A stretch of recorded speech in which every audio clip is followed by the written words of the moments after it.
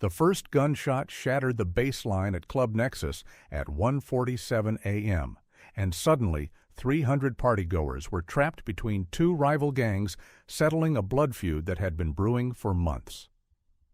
While everyone else hit the floor in terror, the nightclub bouncer moved toward the gunfire with tactical precision that belonged in a war zone, revealing he wasn't just checking IDs. He was a former Marine Force Recon operator whose urban combat training had prepared him for exactly this chaos. For 6 years, Marcus Rodriguez had been the invisible force that kept Club Nexus safe. Standing 6'3", with the kind of presence that made troublemakers think twice, he was the head of security that everyone respected, but nobody really knew. To the staff, he was simply Marcus, the professional bouncer who could diffuse a situation with a look and somehow keep the peace in a venue that attracted the city's most volatile mix of people. What they didn't know was that Marcus carried credentials that would have shocked the entire nightclub industry.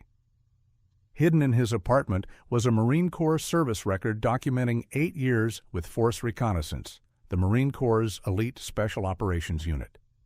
The same hands that now checked IDs and broke up bar fights had once conducted deep reconnaissance missions behind enemy lines in hostile territory.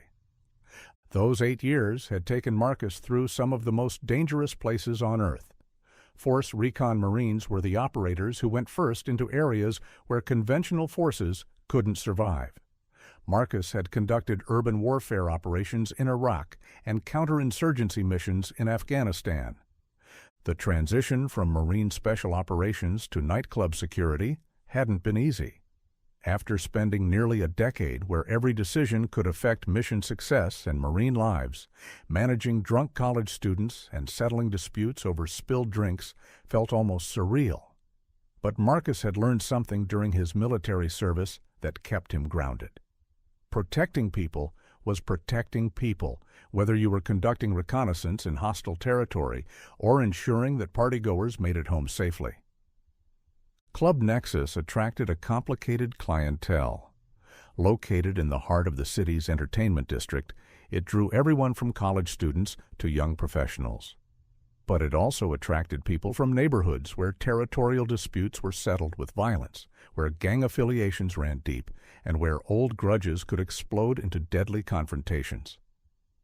Marcus treated every patron with the same professional respect, but his trained eyes never stopped evaluating potential threats. During his Force Recon years, Marcus had developed what his commanding officers called environmental awareness, the ability to read a situation and recognize when routine interactions were about to become dangerous. Tonight felt different.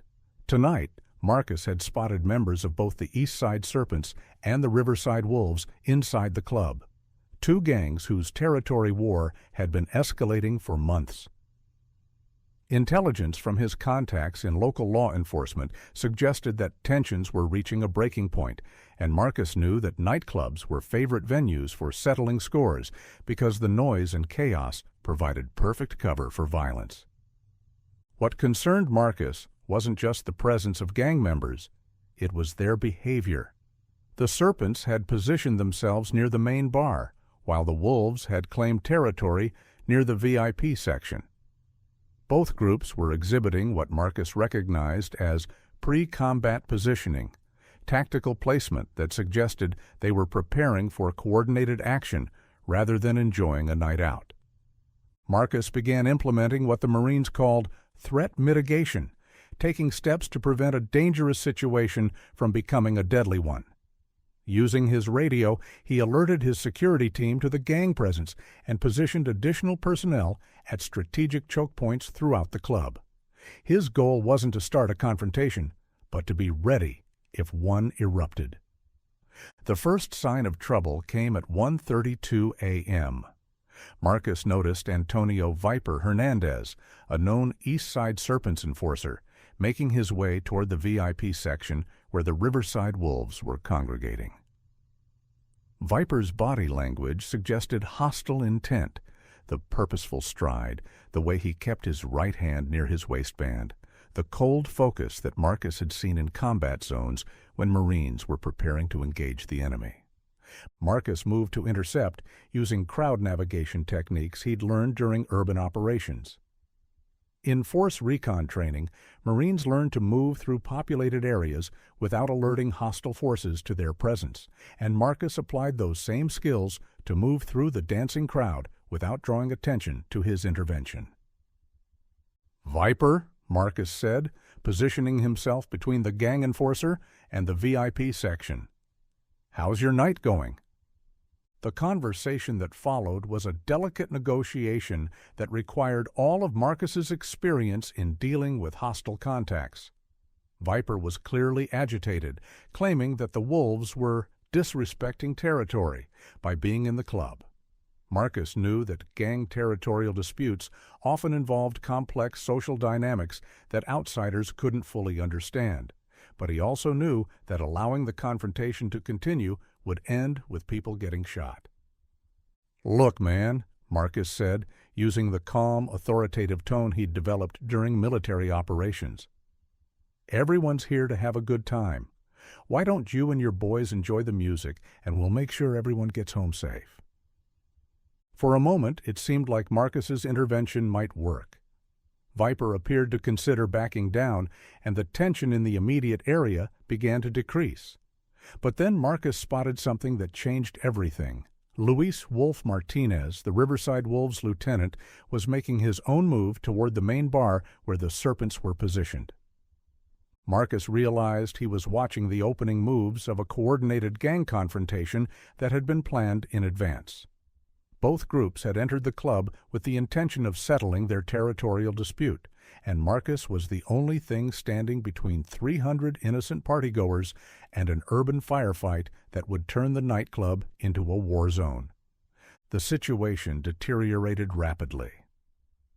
At 1:45 a.m., one of the wolves made a comment about Serpent's territory, and suddenly both groups were moving toward each other with purposeful aggression that Marcus had seen in pre-combat situations overseas. Marcus activated his emergency radio protocol, alerting his security team and requesting immediate police backup. But he knew that law enforcement response time was at least 8 to 10 minutes, and gang violence could escalate from verbal confrontation to deadly shooting in less than 30 seconds. That's when Marcus heard the sound that triggered every combat instinct he'd developed during 8 years of Force Recon operations: the distinctive click of a safety being released on a semi-automatic weapon. The first gunshot shattered the baseline at 1:47 a.m. Marcus hit the ground immediately, using cover and movement tactics that had kept him alive during urban combat operations in Fallujah. Around him, 300 partygoers were screaming, running, and diving for cover as the nightclub erupted into the kind of chaos that most people only see in movies. But Marcus wasn't most people. While everyone else was reacting to the violence, Marcus was already implementing the tactical response protocols he'd learned during Force Recon training. His first priority was threat assessment, identifying the shooters, their positions, and the immediate danger to innocent civilians. Through the strobing lights and panicking crowd, Marcus could see muzzle flashes from 2 locations: the main bar area where the Serpents had been positioned, and the VIP section where the Wolves had established their territory. Both groups were firing at each other across a dance floor packed with innocent people who had nowhere to go. Marcus began moving toward the nearest group of shooters, using the same building-clearing techniques he'd learned during urban warfare training. The key was controlled movement, advancing toward the threat while using available cover and minimizing exposure to hostile fire. It was exactly the kind of close-quarters combat that Force Recon Marines trained for, except instead of enemy insurgents, Marcus was dealing with gang members whose bullets were just as deadly. The second wave of gunfire erupted as Marcus reached the main bar area. A Serpents member with a .45 caliber pistol was firing toward the VIP section, completely oblivious to the fact that a former Marine Special Operations warrior was approaching from his blind spot. Marcus used a takedown technique called dynamic entry, a rapid, overwhelming approach that neutralized the threat before the shooter could react. The encounter lasted less than 5 seconds and ended with the gang member face down on the floor, weapons secured, and one source of gunfire eliminated. But the situation was far from over. Marcus could still hear shots being fired from the VIP section, and he knew that every second of continued gunfire increased the likelihood that innocent people would be killed or wounded. Using his radio, Marcus coordinated with his security team to establish what the Marines called fire control, managing the tactical situation to prevent further escalation. Moving through the chaos toward the VIP section, Marcus encountered something that would have terrified most civilians, but felt familiar to a Force Recon veteran: an active firefight in an urban environment with non-combatants in the line of fire. It was exactly the kind of scenario that Marines trained for in preparation for overseas deployments. The Wolfgang member in the VIP section was firing an automatic weapon toward the main bar, apparently unaware that Marcus had already neutralized the return fire from that position. Marcus approached using tactical patience, moving carefully to avoid detection while getting close enough to neutralize the threat. When Marcus was within striking distance, he implemented what Force Recon operators called silent takedown, neutralizing an armed hostile without alerting other potential threats. The technique was designed for situations where gunfire might compromise the mission, and it worked perfectly in a nightclub where additional noise could cause more panic. With both primary shooters neutralized, Marcus shifted into what the Marines called battlefield management, controlling the tactical situation to prevent further casualties and prepare for law enforcement arrival. His Force Recon training had prepared him for exactly this kind of multi-threat environment where split-second decisions determined who lived and who died. Marcus activated the club's emergency lighting system, replacing the strobing party lights with steady illumination that allowed him to conduct a proper threat assessment.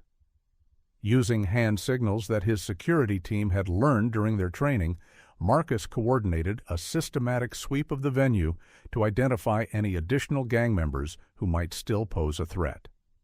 The sweep revealed 3 more gang members, 2 serpents and 1 wolf, who were armed but had taken cover when the shooting started. Marcus approached each one using the same tactical protocols he'd used during building-clearing operations overseas, treating each contact as a potential hostile until weapons could be secured and the individuals could be properly assessed. The key to Marcus's success was his ability to project overwhelming tactical superiority without actually escalating the violence. Force Recon training had taught him that the best way to control a hostile situation was to demonstrate such complete tactical dominance that further resistance became obviously futile. "Police are 2 minutes out," Marcus announced, his voice carrying the kind of authority that comes from 8 years of leading Marines in combat situations. Weapons down, hands visible, and nobody else gets hurt. The response was immediate. The remaining gang members, seeing their primary shooters neutralized and facing someone who clearly possessed superior tactical training, began complying with Marcus's commands. Within 90 seconds, Marcus had secured 4 additional weapons and established complete control over what had been a deadly gang firefight. When the first police units arrived at 1:55 a.m., 8 minutes after the initial gunshots, they found Marcus coordinating the security of 6 detained gang members while his team provided first aid to wounded patrons. The scene was still chaotic, but the immediate threat had been neutralized and the situation was under control. Detective Sarah Williams, the lead investigator who responded to the scene, immediately recognized that something unusual had happened. Gang firefights in nightclubs typically resulted in multiple casualties and continued violence until law enforcement could establish tactical control. Instead, she found a security team that had somehow managed to stop the shooting, secure the weapons, and detain the perpetrators. "How did you guys manage this?" Detective Williams asked Marcus as paramedics treated the 3 patrons who had been wounded in the initial exchange of gunfire. "Force Recon," Marcus replied. 8 years of urban combat operations. Same principles, different enemy. Detective Williams paused, looking at Marcus with new understanding. "Marine Special Operations?" "Yes, ma'am. Force reconnaissance. We train for this kind of situation. Urban combat, multiple hostiles, civilian protection." The investigation that followed revealed the full scope of what Marcus had prevented. The gang firefight at Club Nexus wasn't a spontaneous confrontation. It was a planned battle in an ongoing territorial war that had already claimed 7 lives over the previous 6 months. Intelligence from the gang task force showed that both groups had entered the club armed and ready for a confrontation that was intended to establish dominance over the city's entertainment district. FBI analysis of the weapons recovered from the scene revealed that the gang members had brought enough firepower to sustain a prolonged firefight. The automatic weapon recovered from the VIP section was capable of firing 600 rounds per minute, and ballistics analysis showed that the initial burst of gunfire had been aimed indiscriminately across the dance floor where hundreds of innocent people had been celebrating. Detective Williams's report documented that Marcus's intervention had likely prevented what could have become one of the deadliest gang-related mass casualty events in the city's history. The tactical precision with which he'd neutralized the shooters, secured the weapons, and controlled the scene had turned what should have been a massacre into a situation with minimal casualties and maximum criminal accountability. But perhaps the most remarkable aspect of the incident was how Marcus had managed to stop the violence without becoming part of it. Force Recon training had taught him that the best tactical outcome was mission accomplishment with minimal collateral damage, and he'd applied those same principles to protecting nightclub patrons from gang violence. The story spread rapidly through both law enforcement and military communities as an example of how elite military training could be applied to civilian protection work. Marcus's successful intervention became a case study for how special operations skills could be transferred to urban security situations where traditional law enforcement response times weren't sufficient to prevent casualties.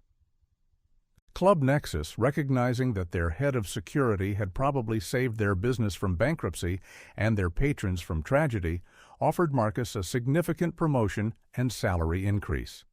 But what surprised everyone was Marcus's response to the attention his actions had generated.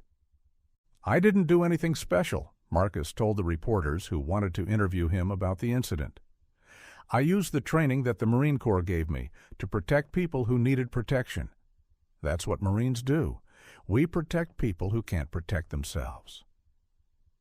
The humility in Marcus's response reflected something that his commanding officers had noted during his military service: his complete focus on mission accomplishment rather than personal recognition. Even in civilian life, Marcus understood his role as protector rather than hero. 6 months later, Marcus Rodriguez was no longer just the head of security at Club Nexus. The successful intervention had led to his appointment as Director of Security Operations for the entire entertainment district, a position that included training other security personnel in threat assessment and emergency response protocols. Marcus developed a comprehensive training program that brought military-level tactical awareness to civilian security work. The curriculum included modules on gang behavior recognition, weapons threat assessment, crowd control under stress, and what Marcus called protective engagement, maintaining public safety while avoiding unnecessary escalation of violence.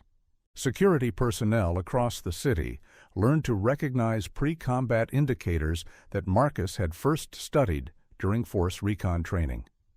They practiced scenarios involving armed hostiles, coordinated emergency responses, and developed the situational awareness that could mean the difference between preventing violence and responding to casualties after it was too late. The program was so successful that it attracted attention from the Department of Homeland Security and the FBI's Gang Task Force, both of which began incorporating Marcus's methods into their national training guidelines for civilian security in high-risk environments. What had started as one Marine's career transition became a model for applying special operations skills to urban protection work. Marcus's story spread throughout the veteran community as an example of how elite military training could find meaningful application in civilian settings. Veterans who felt disconnected from their military skills began to see new possibilities for service in their communities, and the program Marcus developed became a template for translating combat experience into civilian protection capabilities. But perhaps the most important change was in Marcus himself. During his military service, he'd sometimes felt that his mission was abstract, protecting American interests in foreign countries where the connection to individual American lives wasn't always clear. At Club Nexus and throughout the entertainment district, Marcus discovered a different kind of protection work. Every person who enjoyed a safe night out, every family that didn't receive a call about their loved one being shot in gang crossfire, every community event that proceeded without violence, these were direct, personal outcomes of his professional attention. During quiet nights, when the clubs were peaceful and the streets were safe, Marcus still patrolled with the same tactical awareness he'd brought to reconnaissance missions overseas. But now he understood something that had taken him years to learn. Protecting people didn't require an enemy foreign country or a military mission. Sometimes the most important protection work happened in places where nobody expected to find a former Marine Force Recon operator, places where violence was prevented before it could start, where communities remained safe, because someone with extraordinary training chose to use those skills in ordinary circumstances. Marcus Rodriguez had spent 8 years conducting special operations in the world's most dangerous places. Now he spent his time ensuring that people could enjoy themselves without fear, knowing that someone with the training and commitment to protect them was watching, ready to act when action was needed. And in the end, he realized, both missions were exactly the same, ensuring that good people could live their lives without fear, protected by those willing to face danger so others didn't have to.